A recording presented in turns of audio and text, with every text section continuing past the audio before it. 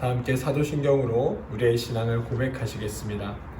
나는 전능하신 아버지 하나님, 천지의 창조주를 믿습니다. 나는 그의 유일하신 아들, 우리 주 예수 그리스도를 믿습니다.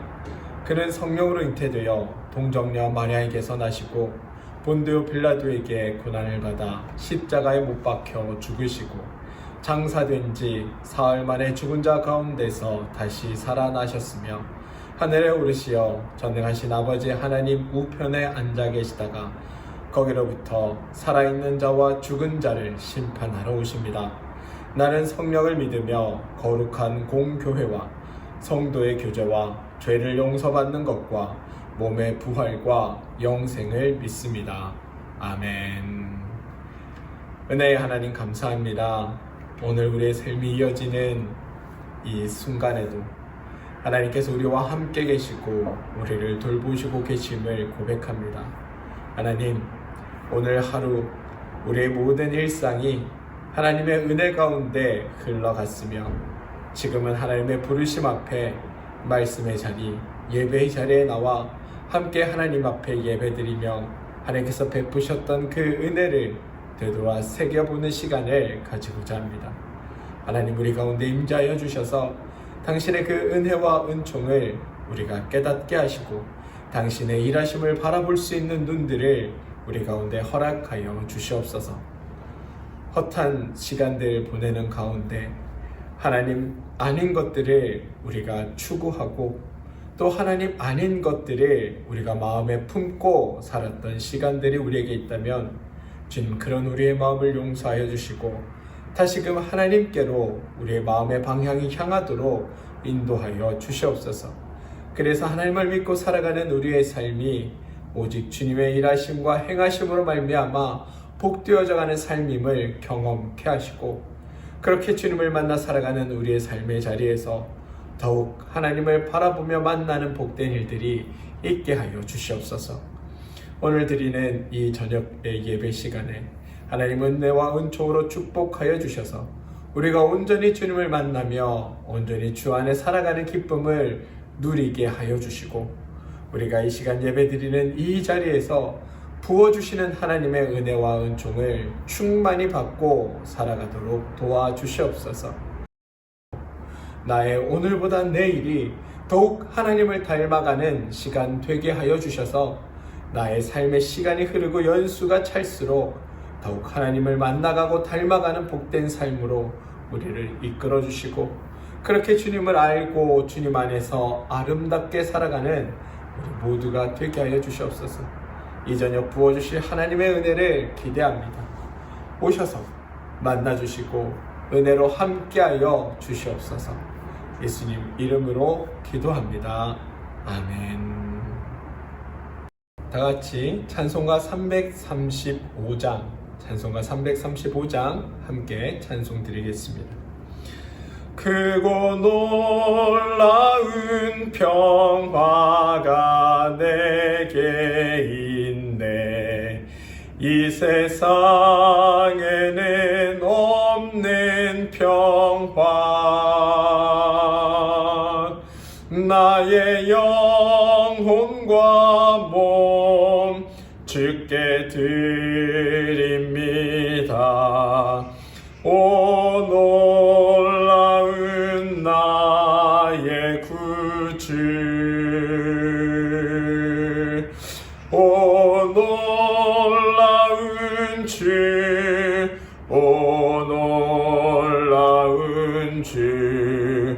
저 천군과 천사들 경배하네. 나 엎드려서 주 경배하리. 오 놀라운 구주 예수, 나의 일생을 인도해 주옵소서. 나의 생각도 주관하사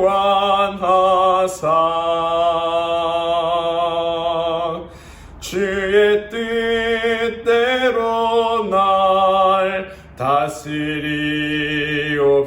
다스리옵소서.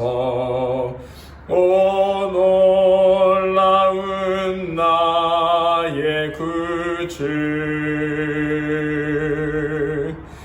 오 놀라운 주, 오 놀라운 주, 저 천군과 천사들 경배하네.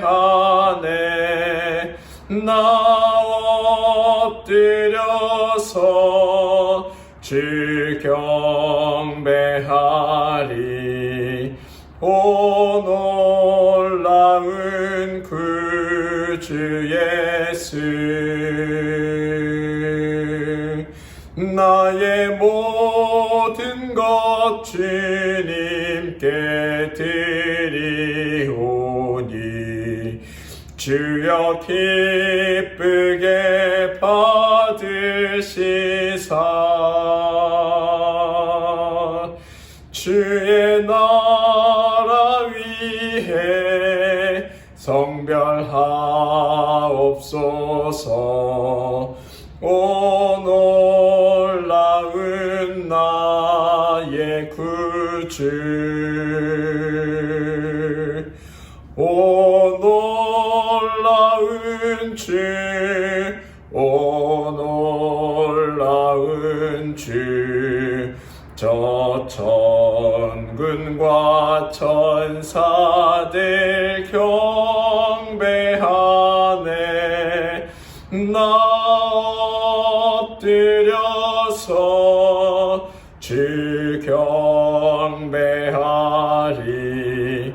오 놀라운 구주 예수, 주의 광채가 찬란히 비춰오네. 전능하신 왕 구세주여,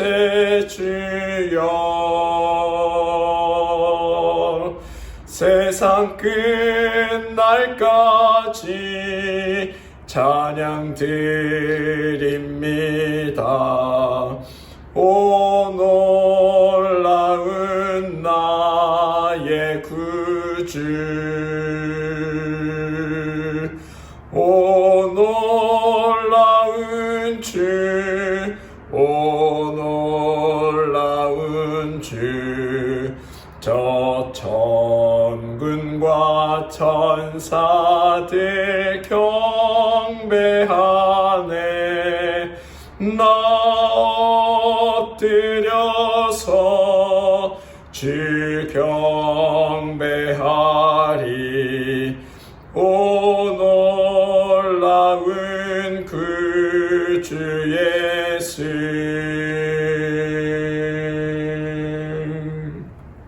오늘 함께 볼 말씀, 우리 함께 찾아보도록 하겠습니다. 오늘 함께 나눌 말씀은 아모스 9장 7절로부터 15절까지 말씀입니다. 아모스 9장 7절로부터 15절입니다. 여호와의 말씀이라. 이스라엘 자손들아, 너희는 내게 구스족속 같지 아니하냐? 내가 이스라엘을 애굽 땅에서 블레셋 사람을 갑돌에서 아람 사람을 기르에서 올라오게 하지 아니하였느냐? 보라, 주 여호와의 눈이 범죄한 나라를 주목하노니 내가 그것을 지면에서 멸하리라. 그러나 야곱의 집은 온전히 멸하지 아니하리라. 여호와의 말씀이니라. 보라, 내가 명령하여 이스라엘 족속을 만국 중에서 체질하기를 채로 체질함 같이 하려니와 그 한 알갱이도 땅에 떨어지지 아니하리라. 내 백성 중에서 말하기를 화가 우리에게 미치지 아니하며 이르지 아니하리라 하는 모든 죄인은 칼에 죽으리라. 그날에 내가 다윗의 무너진 장막을 일으키고 그것들의 틈을 막으며 허물어진 것을 일으켜 옛적과 같이 세우고 그들이 에돔에 남은 자와 내 이름으로 일컫는 만국을 기업으로 얻게 하리라. 이 일을 행하시는 여호와의 말씀이니라. 여호와의 말씀이니라. 보라, 날이 이를지라. 그때 파종하는 자가 곡식 추수하는 자의 뒤를 이으며 포도를 밟는 자가 씨 뿌리는 자의 뒤를 이으며 산들은 단 포도주를 흘리며 작은 산들은 녹으리라. 내가 내 백성 이스라엘이 사로잡힌 것을 돌이키리니 그들이 황폐한 성읍을 건축하여 거주하며 포도원을 가꾸고 그 포도주를 마시며 과원들을 만들고 그 열매를 먹으리라. 내가 그들을 그들의 땅에 심으리니 그들이 내가 준 땅에서 다시 뽑히지 아니하리라. 내 하나님 여호와의 말씀이니라. 아멘. 아모스 9장 7절로부터 15절 말씀 함께 읽었습니다. 말씀이 주시는 하나님의 은혜가 여러분들과 함께 하시기를 소망합니다. 흔히 아모스서를 말할 때 정의의 사자가 표효하는 책 이렇게 이야기들을 합니다. 왜냐하면 1장부터 9장까지 이스라엘 종교적 위선과 사회적 불의를 향해 쏟아내는 하나님의 그 심판의 말씀이 자비가 없어 보일 정도로 냉혹하게 선포됩니다. 그래서 많은 성도들이 아모스서를 읽으면서 사실 많은 두려움을 느끼기도 합니다. 하지만 여러분, 우리가 이런 질문을 던질 수 있어야 합니다. 왜 사랑의 하나님이라고 하시는 그분께서 우리에게 이토록 무서운 독서를 퍼붓고 계시는가?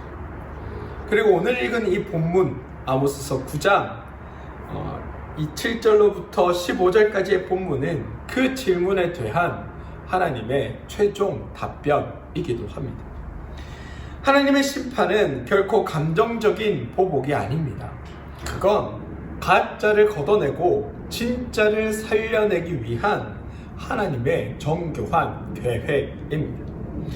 오늘 저는 아모스서의 이 이야기들을 통해 하나님께서 우리의 삶에 무너진 자리를 어떻게 다루어 가시는지, 또 그 논리적인 공의와 뜨거운 사랑의 그 메커니즘에 대해 상세히 증명해 보고자 합니다. 먼저 7절 보겠습니다. 하나님은 이스라엘의 근간을 뒤흔드는 질문을 던지십니다. 너희가 구스 족속과 다를 게 무엇이냐? 이스라엘은 여러분, 자신들이 출애굽의 은혜를 입은 특별한 존재라고 스스로 믿어왔습니다.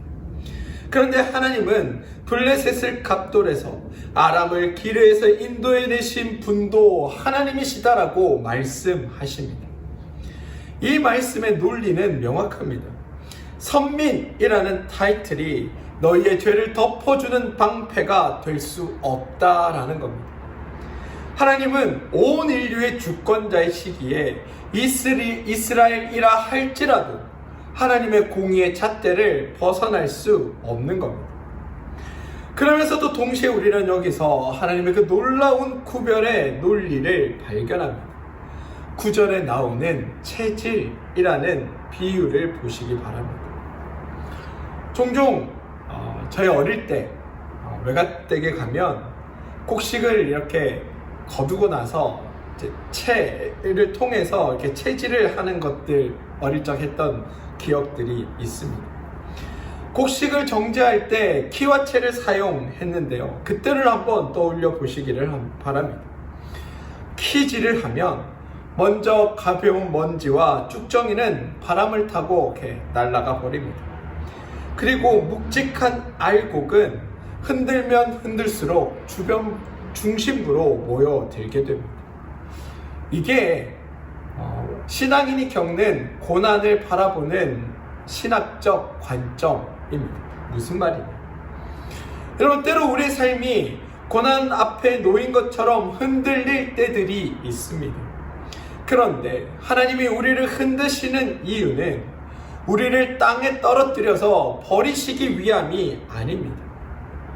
오히려 우리를 흔들어 가시는 그 과정을 통해 우리의 영혼 속에 덕지덕지 붙어있던 죄의 먼지들, 우리의 삶에 덕지덕지 붙어있던 죄적인 삶의 행태들을 덜어내시기 위해 하나님은 우리를 키 위에 올려 키질을 하시는 겁니다. 그러면서 하나님은 약속하십니다. 그 한 알갱이라도 땅에 떨어지지 아니하리라. 여러분, 지금 겪고 있는 그 흔들림이 여러분을 괴롭게 하십니까? 그렇다면 그건 여러분, 하나님께서 여러분들을 알곡이라고 선택하시고 그 알곡으로 붙들고 계시다는 확실한 증거라고 여러분 스스로 여기시기 바랍니다.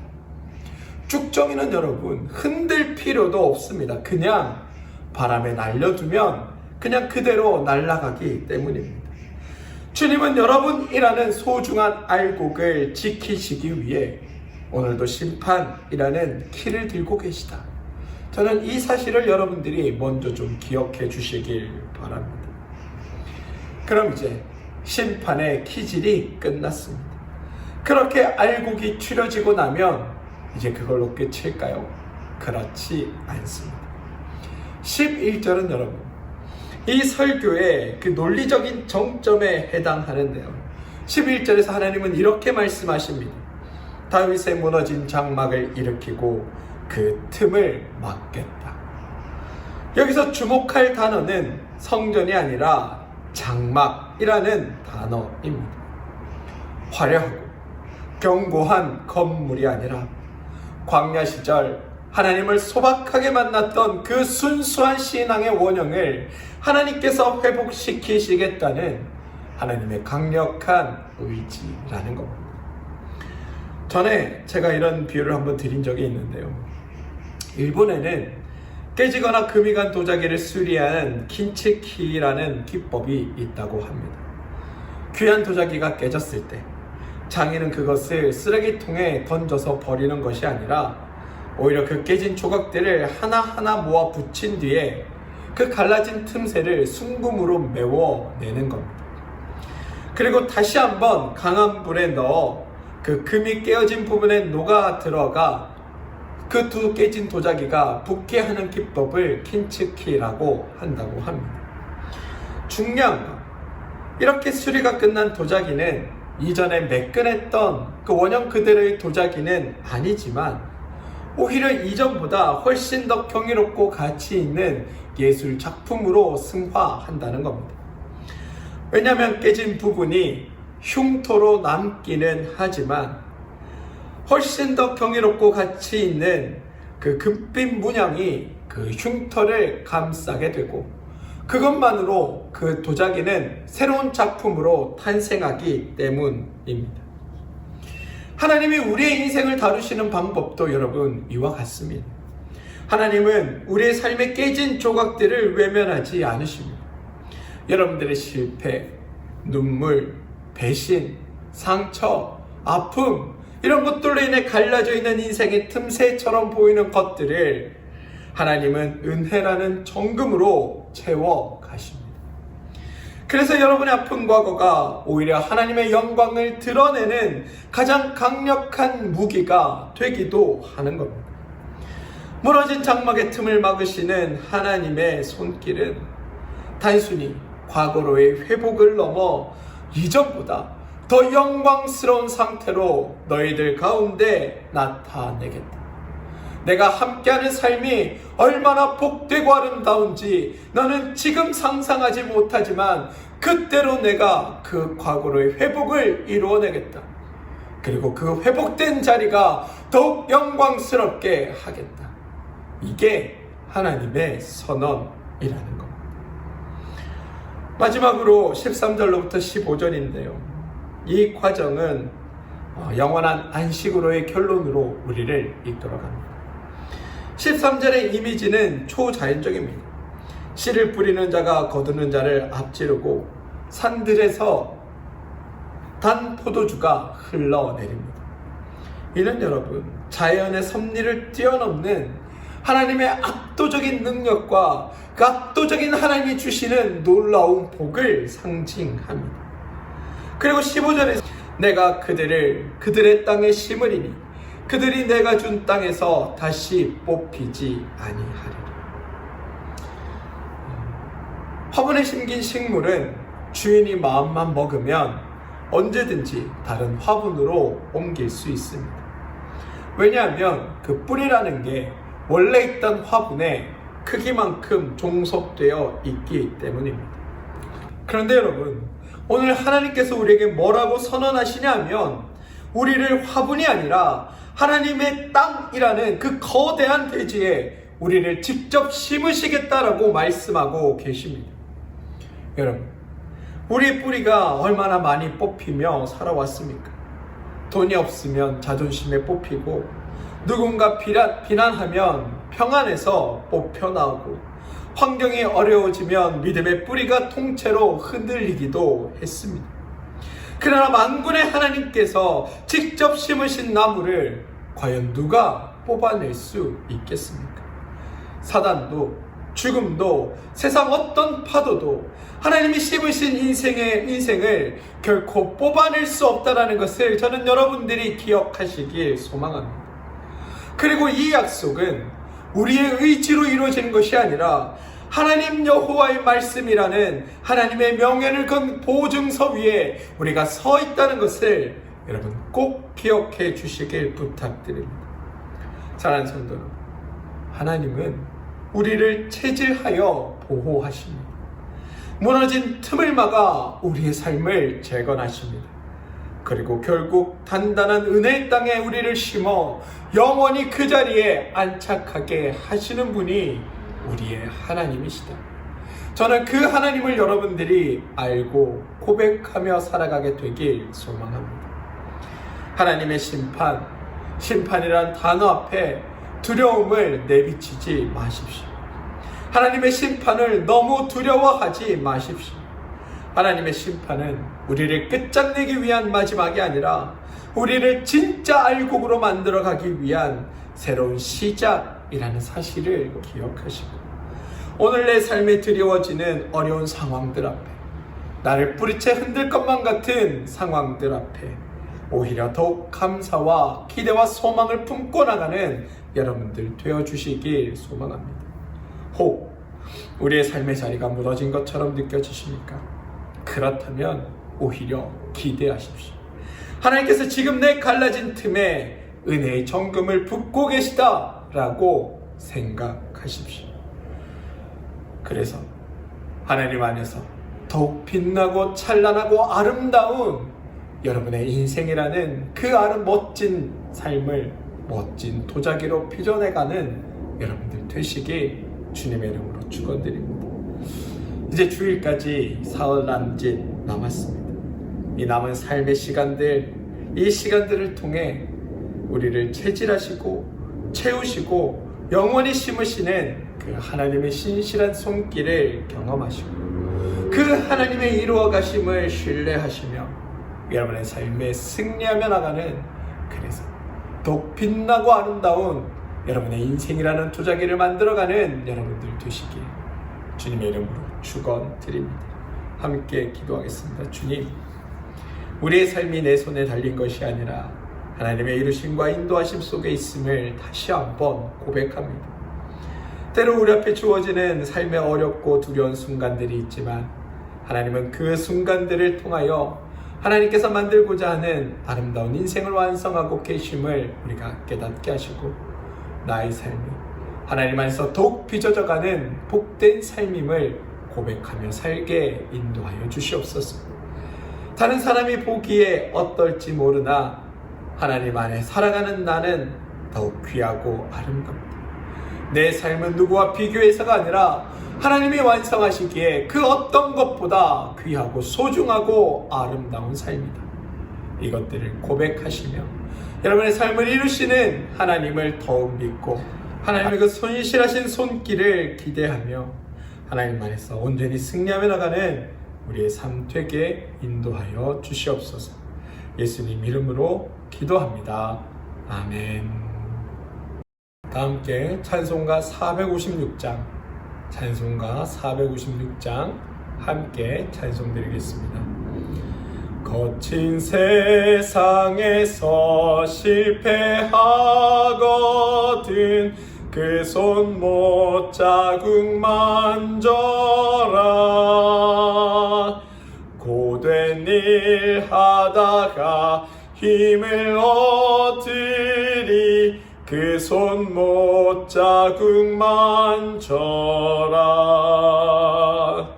그 손 못 자국 만져라. 그 손 못 자국 만져라. 주가 널 지키며 인도하시리. 그 손 못 자국 만져라. 내가 어둠 속을 걸어갈 때에 그 손 못 자국 만져라. 주가 참 평안을 내게 주시리. 그 손 못 자국 만져라. 그 손 못 자국 만져라.